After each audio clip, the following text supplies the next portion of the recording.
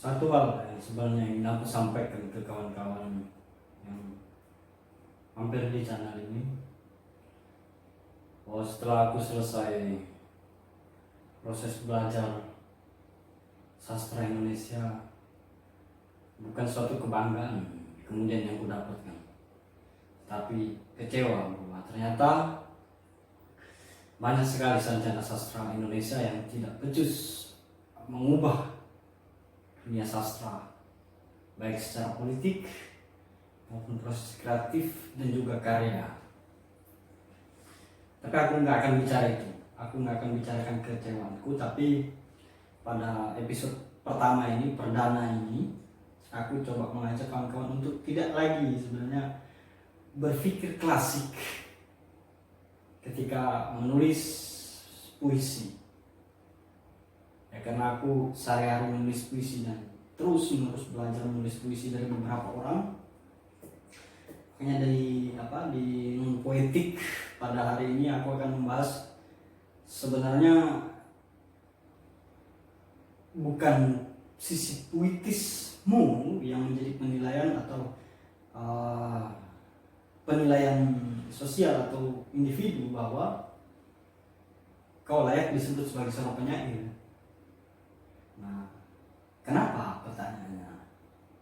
Tapi sebelum itu aku akan coba berikan satu gambaran bahwa kita dalam sastra kita hari ini, aku melihat ada satu fase di mana semua orang merasa bahwa mereka bisa menulis itu tanpa melalui tahap-tahap atau tanpa perlu mencari tahu mengapa saya menulis dan apa yang saya tulis.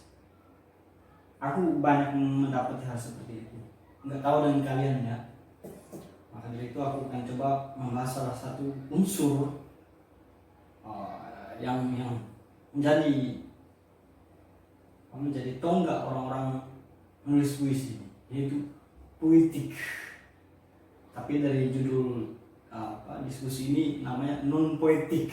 Jadi kita mencari antitesisnya, kita melahirkan kontradiksi atas itu. Nah, silakan ikuti ya sampai habis. Mungkin hanya beberapa menit karena ruangan ini nggak jadi agak panas. Kita mulai.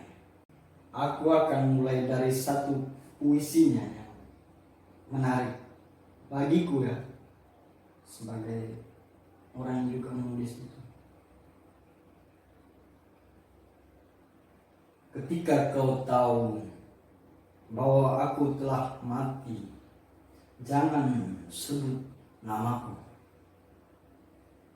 Jika kau tahu bahwa aku telah mati, jangan sebut namaku.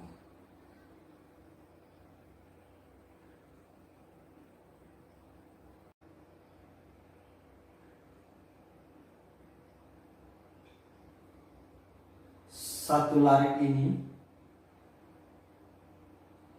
ditulis oleh salah satu pemuda namanya Roque Dalton, penyair yang lahir di El Salvador 1935, di mana waktu itu kekacauan ekonomi politik begitu kuat sehingga kemudian itu yang membentuk Roque Dalton menjadi salah satu seorang penyair revolusioner. Selain dia menghabiskan diri untuk terlibat dalam Partai Komunis Chile. Nah, tapi tidak tiba-tiba kemudian dia menghabiskan diri sebagai seorang komunis ini. Nah, ketika berkuliah di San Salvador, dia mendirikan satu kelompok, namanya kelompok sastra komitmen. Menarik ya, sastra komitmen, bukan corong sastra, bukan lentera sastra, tapi sastra komitmen, di mana kelompok ini memang mempunyai komitmen dalam berproses kreatif. Komitmen ini terbentuk dari sikap politik mereka waktu itu yang mendukung penuh Partai Komunis sebagai salah satu partai yang memperjuangkan hak-hak masyarakat tertindas. Namun perlu diketahui bahwa Roque Dalton ini salah satu murid dari penyair besar Chile ya, Pablo Neruda. Aku mungkin beberapa tahun ke depan akan bahas dia karena dia terlalu berat untuk dibahas dalam sehari 2 hari. Itu perlu pembacaan yang bertahun-tahun aku pikir.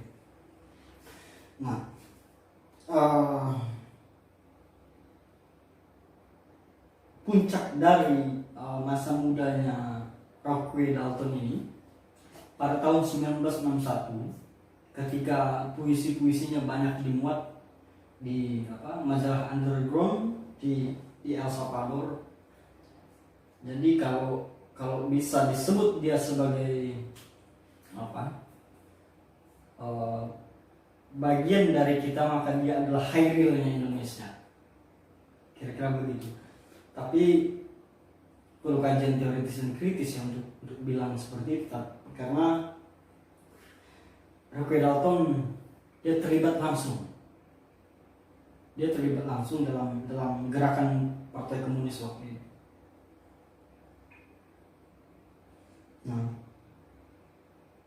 Pada tahun 1959, 2 tahun sebelum puisinya dikenal banyak orang, dia pernah ditangkap selama 1 tahun dan dianggap sebagai penghasut.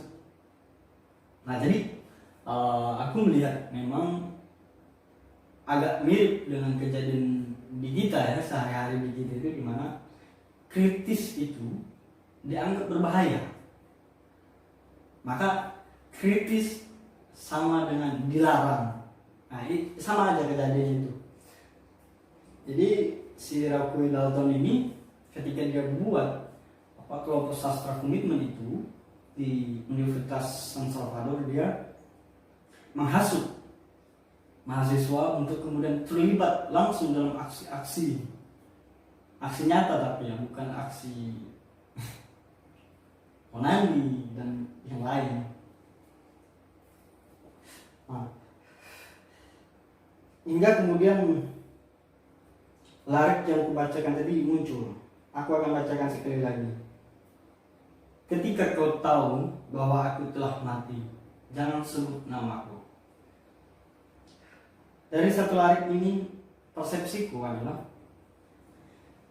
perjalanan panjang,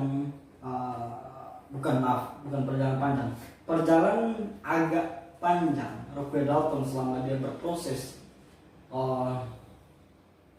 Ada 3 fase di mana dia 2 diantaranya selamat.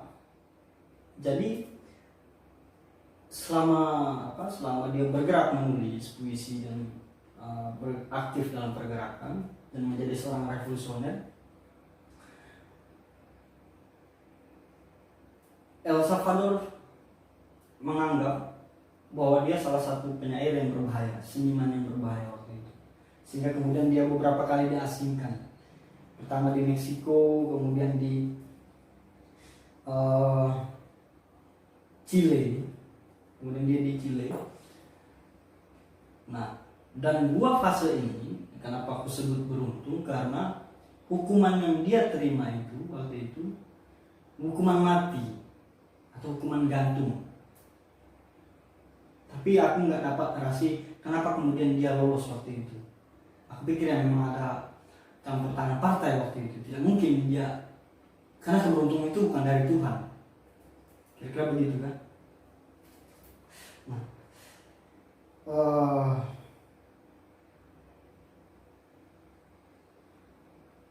Pada tahun 68, setelah proses pengasingan 2 kali itu, dia pergi ke Kuba dan membacakan beberapa puisinya.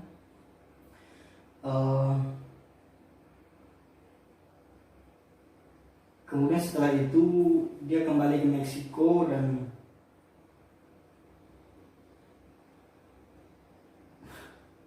agak ironi memang dia dibunuh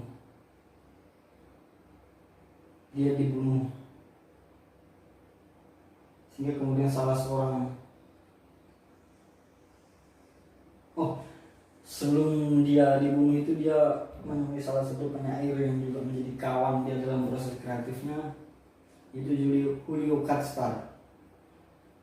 Nah, jadi Cortázar ini memang salah satu orang yang juga berperan penting dalam proses kreatif Dalton, cuman yang bernasib baik. Sementara Dalton pada pengasing ketiga dia dibunuh. Dia dibunuh pada 1975, artinya di umur 40 tahun. Dia dibunuh umur yang sangat relatif muda dan produktif.